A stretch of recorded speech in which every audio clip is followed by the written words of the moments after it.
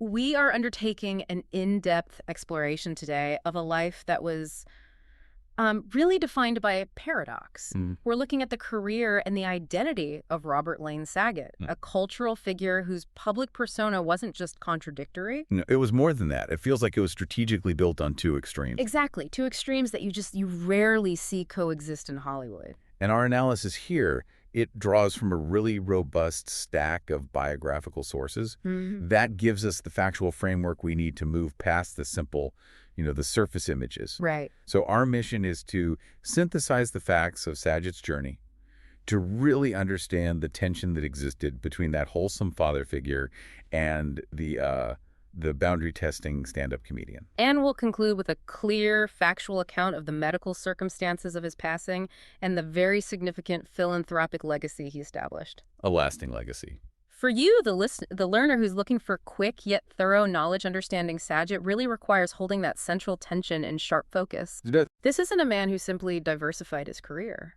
This is a man who cultivated two separate, highly successful, and just diametrically opposed professional identities. He really mastered the art of being the squeaky clean family patriarch on one stage, while at the very same time being one of the most profane voices in comedy clubs all across the country. So we need to explore the foundation, right? The foundation that allowed him to manage that risk and ultimately to thrive in both of those spheres. It's a remarkable feat of professional compartmentalization, and it suggests, a deep underlying understanding of audience expectations and marketing, really. We have to look at where that strategic mindset came from. Let's begin at the very start then to understand the roots of this complexity.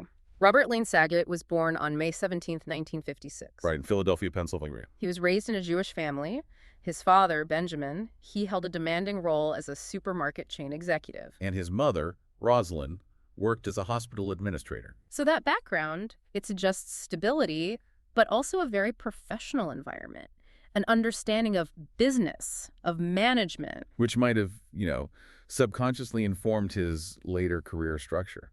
What stands out immediately in the biographical record is the sheer mobility of his early years. That often forces a child to be resilient, to be adaptable. It does. The family moved repeatedly. They went from Philadelphia to Norfolk, Virginia, and then, crucially, to the Encino neighborhood of Los Angeles. And they eventually moved back to the Philadelphia area right before his senior year of high school. That's right. He graduated from Abington Senior High School there. But that stop in Encino is particularly interesting from a cultural standpoint. It's noted in the sources that during his time there, Saget actually had the chance to meet Larry Fine. One of the iconic members of the Three Stooges. Exactly. And he listened to him recount stories. Now, this might seem like a small anecdote. But it's not. It places him, even as a young person, close to the history and the inner workings of classic American comedy. That early exposure to the mechanics of humor is such a powerful precursor to his professional life. Absolutely. However, his initial career trajectory was, well, it was far from comedy. Right. His earliest and more serious ambition was to become a doctor. And that speaks volumes, I think, about the intellectual and empathetic foundations of his character.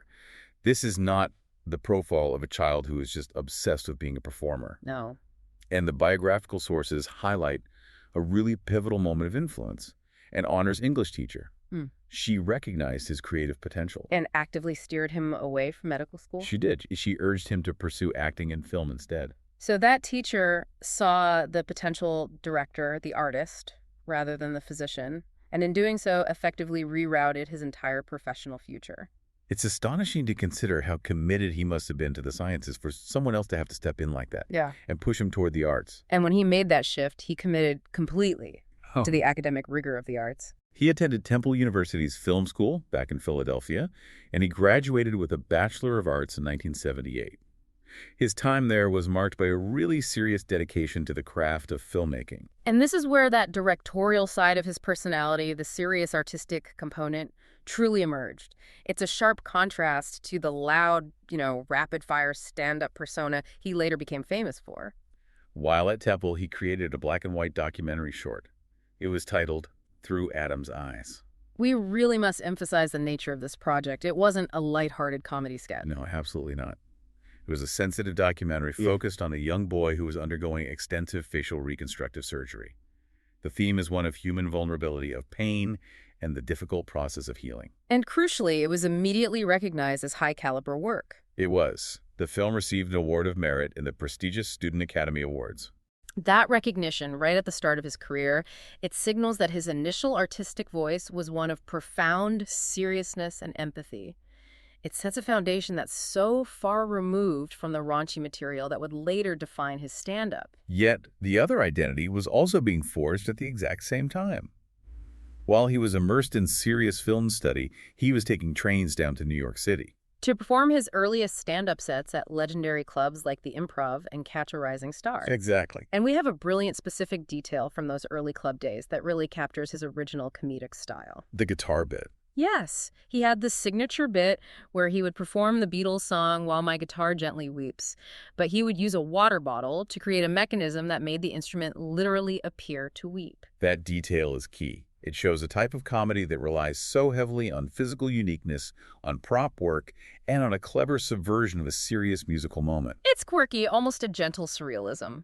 A world away, conceptually, from the later style of raw, boundary-pushing observational humor. The weeping guitar Saget was experimenting with was refined, it was musical, and it was playful. So we have the serious documentarian, the aspiring physician, and the quirky musical comedian all existing in this young professional at the same time. And this intense period of transition was then underscored by a profound, near-fatal health crisis that just dramatically reset his perspective. The sources recount that he almost died from a burst gangrenous appendix. This was at the UCLA Medical Center on the 4th of July. The gravity of the situation is reflected in the delay in surgical intervention. Can you elaborate on the severity of that event, particularly the timeline of the treatment? The records suggest a pretty alarmingly protracted period of preoperative care. Surgeons reportedly applied ice to the area for 7 hours while they were assessing the situation. 7 hours? For 7 hours before finally performing the appendectomy. By the time they removed it, the appendix was gangrenous. Which means the tissue had begun to die and decay. Right, due to severe infection and a lack of blood flow. For a young person, especially one at the precipice of a demanding career, this was an intensely traumatic confrontation with mortality. And this near-death experience happening so early, it fundamentally impacted his personal philosophy. He stated later that the experience helped him move past being, and I'm quoting, cocky or overweight. It implies a self-critical assessment and a forced shift in his outlook. It's a crucial piece of biographical information. It suggests that the gravity he needed to successfully explore serious filmmaking and later serious philanthropy was instilled not just through his academic interests, but through a physical trauma that made him acutely aware of life's fragility. The implication is that this experience provided a necessary ballast, an understanding of the seriousness of existence, which then allowed him the freedom to be utterly uninhibited and filthy on stage later in life. It's the ultimate paradox. The serious artistic foundation and the hard-won perspective gained from almost dying were what enabled him to successfully cultivate those two dramatically different public personae. He had seen the serious side of life. Which perhaps made the absurd side of comedy feel less risky. I think so. If we synthesize this foundation, we see an individual with enormous intellectual drive, highly refined artistic sensibilities, and a personal history of surviving a massive health crisis. This all set the stage not for a typical sitcom career, but for one defined by strategic, high-stakes duality. That foundation leads us directly into the late 1980s, which is when Robert Saget transformed into Bob Saget, the quintessential icon of wholesome network family programming. Yes. The image was sealed with his role as Danny Tanner in the sitcom Full House, which premiered in 1987. And Full House became so much more than a successful show. It really helped define post-1980s television fatherhood. Danny Tanner was the caring, widowed, sometimes overly neurotic single father. He was characterized by his devotion, his moral compass, and his obsessive need for cleanliness. Right, always wielding a vacuum cleaner instead of a tough guy attitude. And the success was not trivial. The show became an institution, especially with family viewers.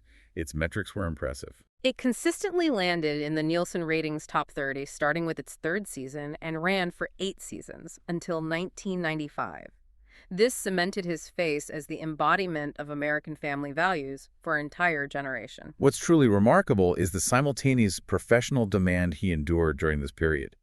In 1989, just as Full House was cementing its success, he took on a second massive role. a role that amplified that squeaky clean image even more. Exactly.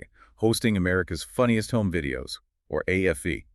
And he held that role until 1997. To manage that workload, starring in one of the top 30 network sitcoms while simultaneously hosting a high-visibility primetime show, And both projects built entirely around a wholesome, family-friendly aesthetic. it's a staggering feat of logistical and managerial control in the early 1990s television landscape. It meant that on Sunday night, viewers saw Danny Tanner on Full House. And often earlier that same night, they saw Bob Saget introducing clips of people falling down on AFE. His ubiquity in the most family-safe slots on television made that clean persona unavoidable. It was non-negotiable for the mainstream public. And this context, it just makes the later shift to filthy comedy all the more shocking.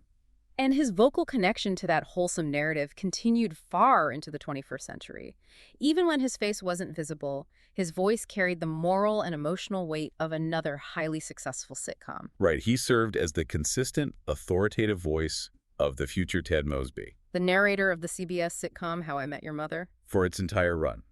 208 episodes from 2005 to 2014. And that narrator role, speaking from the perspective of 2030, it positioned his voice as one of retrospective wisdom, humor, and ultimate maturity. It's yet another massive, decade-long commitment to a mainstream narrative that required trust and a sense of decency from the audience. So how did he manage the inevitable collision course between this extensive, lucrative success in family entertainment and the completely opposing professional identity he was simultaneously cultivating, the blue comedy persona? Well, the biographical sources suggest that he was highly strategic about the timing and segregation of his work. Initially, he kept the two worlds relatively separate. Though public awareness grew pretty rapidly. It did, and the definition of blue comedy here is crucial. It's not just raunchy, it's comedy that operates through calculated shock, often using vulgarity or profanity specifically to exploit the cognitive dissonance established by his family-friendly image. The sources frame this perfectly as the contrast between his squeaky clean family sitcom image and his self-aware, profane comedian persona. Right. It wasn't some secret hobby. It was a parallel professional brand. And the industry recognized the success of this dual identity. His 2014 album, That's What I'm Talking About, it received one of the highest possible accolades in the field. A nomination for the Grammy Award for Best Comedy Album. That Grammy nomination is extremely significant. It confirms that the professional comedy world viewed him as a major, relevant, contemporary comic, entirely independent of the network television roles that had made him famous. It validated the Dirty Daddy as a serious comedic artist. To understand the depth of the contrast, we have to look at the specific thematic differences in the stand-up compared to the Danny Tanner persona. Right. And we have to avoid the crude examples. But the stand-up was characterized by a relentless pursuit of the boundary, often satirizing the very idea of wholesome family values. The material was relentless, fast-paced. And it targeted uncomfortable subjects. It provided the audience with the wicked pleasure of hearing the world's most decent dad say the absolute worst things imaginable. And he used his television image as a punchline mechanism.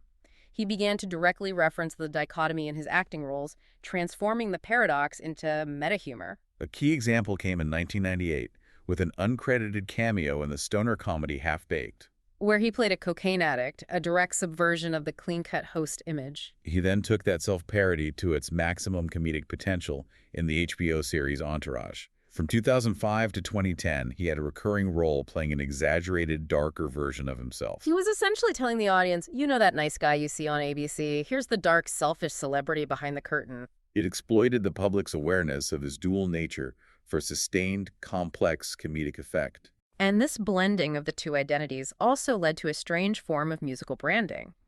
The 2005 song Rollin' with Saget, by Jamie Kennedy and Stuart Stone. It became practically synonymous with his stand-up tours. The song directly detailed behaviors and attitudes far removed from the Tanner household, and the fact that Saget embraced it, using it on his tours and his website, it showed his commitment to owning the filthy brand. He wasn't hiding from the contrast, he was performing it, actively using the clean image to enhance the shock value of the profane. And the crowning statement of this strategic duality was the 2014 publication of his book, titled Dirty Daddy, The Chronicles of a Family Man Turned Filthy Comedian. The title itself is the thesis. It's a masterful piece of professional branding.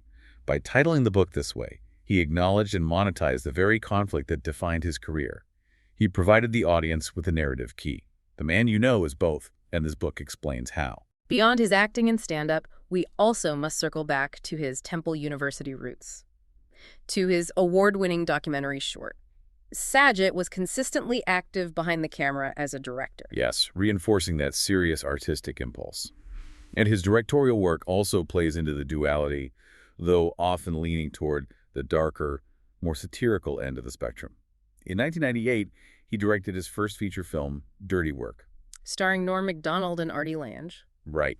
And Dirty Work initially received negative reviews from critics, and it performed poorly at the box office. Which might suggest a directorial misstep. Right. However, its story is a fascinating study in cultural longevity versus immediate financial success. Precisely. Despite the initial failure, the film eventually attained cult classic status. It became beloved by a segment of the comedy fan base. And this late-stage popularity was fueled in part by frequent discussion on The Howard Stern Show. Yes. Which illustrates how long-term cultural relevance, especially in comedy, can be driven by a highly engaged niche audience rather than immediate mainstream success. His satirical filmmaking continued with Farce of the Penguins in 2007, a direct-to-DVD parody of March of the Penguins. He was deeply involved in that project. He wrote, directed, and even voiced the character Carl.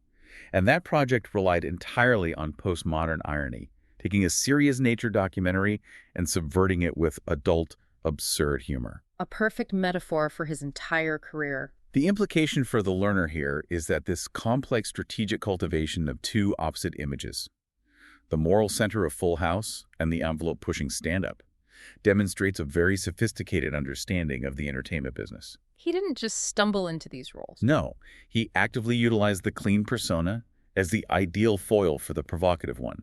He maximized shock and appeal on both sides simultaneously. It required tremendous professional discipline to maintain both identities without one contaminating the other, especially in the pre-social media era. It speaks to his deep professional commitment. That comedic intensity, however, was often fueled by the extreme seriousness he maintained in his private life. And that leads us directly to his profound commitment to philanthropy. Looking at his family life provides necessary context. He married Sherry Kramer in 1982. And they had 3 daughters, Aubrey, Laura Melanie, and Jennifer Bell, before divorcing in 1997. He later married television presenter Kelly Rizzo in 2018, and they remained married until his death. But the thread connecting Saget's private seriousness to his professional drive is his deep and long-standing connection to the rare autoimmune disease, scleroderma. This serious personal tragedy provided the core purpose for much of his philanthropic focus outside his demanding comedic career. The sources indicate that his dedication was rooted in the loss of his sister, Gay Saget. She was diagnosed with scleroderma at age 43. And she passed away tragically just 3 years later at 47. We have to note that the sources emphasize the difficulty in obtaining a diagnosis. She had been misdiagnosed numerous times. But before the scleroderma was correctly identified. Scleroderma is a chronic disease characterized by the hardening and tightening of the skin and connective tissues. But it can also seriously affect internal organs. Yes. The tragedy of misdiagnosis meant that precious time was lost in finding appropriate care. It amplified the pain and the severity of the family's experience. This kind of serious personal encounter with medical failure and loss deeply shaped Saget's advocacy. And his response to this tragedy was immediate and professional. He didn't just fundraise, he integrated his filmmaking passion with his personal advocacy. By directing the 1996 ABC television film For Hope, which was directly inspired by his sister's life story. He used his creative platform to raise public awareness about the disease. And his commitment wasn't fleeting. Saget served formally as a board member of the Scleroderma Research Foundation, or SRF, since 2003. That role implies significant structural dedication, attending meetings, lobbying, consistently raising funds and awareness for nearly 2 decades. This was far beyond a standard celebrity endorsement. This long-term commitment raises an interesting analytical point. How do we reconcile the man who spent years quietly advocating for a serious, often fatal disease with the man on stage whose goal was to push the absolute limits of acceptable language and humor? Well, it suggests that his stand-up might have served as a necessary release valve. When you're faced with the unrelenting seriousness of a fatal disease that claimed a family member and the deep, persistent commitment required for medical research, comedy, even abrasive, challenging comedy, it provides a vital counterpoint. Laughter, pushed to the extreme. It may have been his method of finding control and contrast against an uncontrollable, serious reality. We also note another serious personal dedication in his body of work, His 2007 HBO comedy special, that ain't right. It was specifically dedicated to his father, Den Saget. His father had passed away earlier in 2007 at age 89 from complications related to congestive heart failure. So that creates a pattern. Two significant comedy projects, one film and one stand-up special, were directly tethered to the serious losses within his immediate family. The intensity and boundary-pushing nature of his comedy were consistently contextualized by the raw pain and seriousness he experienced privately. Therefore, his comedic output can be viewed not just as strategic branding, but potentially as a complex psychological reaction to profound personal loss. The intense desire to make people laugh, even in shocking ways, was fundamentally connected to his deep commitment to serious advocacy. He was a professional humorist because he knew, perhaps better than many, the necessity of laughter in the face of profound gravity. We now move to the factual circumstances surrounding his sudden passing, maintaining a tone of clarity and respect for the medical details provided in the sources. On January 9, 2022, Robert Saget was found deceased in his room at a Ritz-Carlton hotel in Orange County, Florida. He was discovered at approximately 4 p.m. Eastern Standard Time. And the circumstances really emphasized the suddenness of the loss. He was actively working, engaged in a vibrant stand-up comedy tour. He had performed just the night before in Ponte Vedra Beach. This confirms he was professionally active and in transit when the tragic accident occurred. His connection to the comedic community was also evident right up until the end through his conversational work. His podcast, Bob Saget's Here For You. It featured long-form conversations with peers. And its 130th and final episode was released posthumously on January 31st, 2022. That episode featured a conversation with fellow comedian Dane Cook. The official investigation concluded with an autopsy report released on February 9, 2022. It's critical to convey these medical facts clearly. The primary cause of death was determined to be blunt head trauma. This trauma resulted from an accidental blow to the back of his head. Investigators concluded it was most likely incurred from an unobserved fall. And that fall resulted in severe internal injuries that ultimately led to his death in his sleep.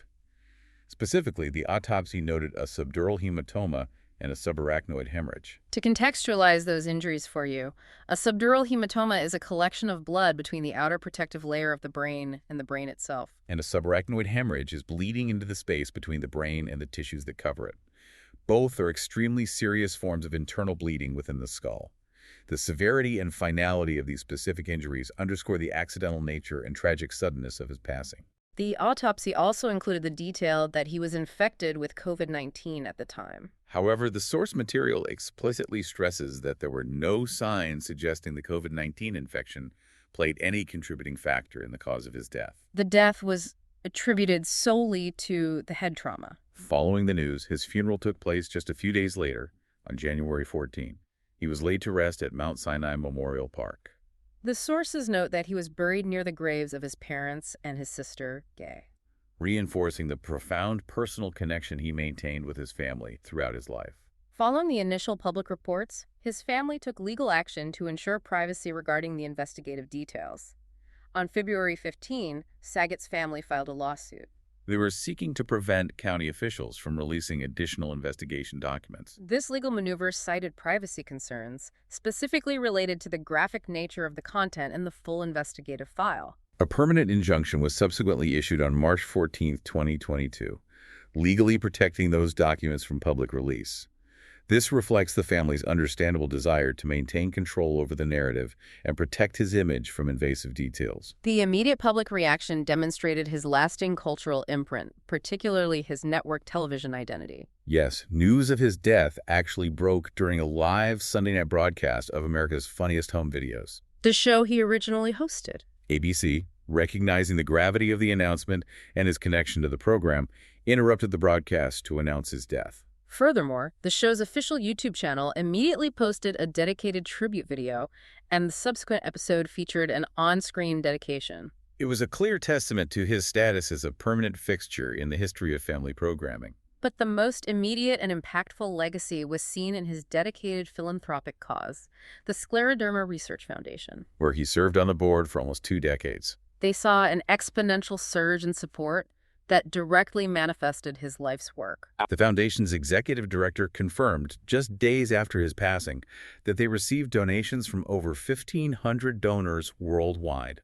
totaling more than $90,000 in the immediate wake of the news. It shows the immediate translation of public grief into purposeful action. And even more significantly, a massive financial commitment was made by one of the SRF board members, a $1.5 million matching grant. That mechanism was specifically designed to match every donation made in Saget's memory, providing a substantial, lasting injection of funds for the research he championed for so long. The tragedy amplified the purpose. Finally, the comedy community provided its own tribute that acknowledged his duality.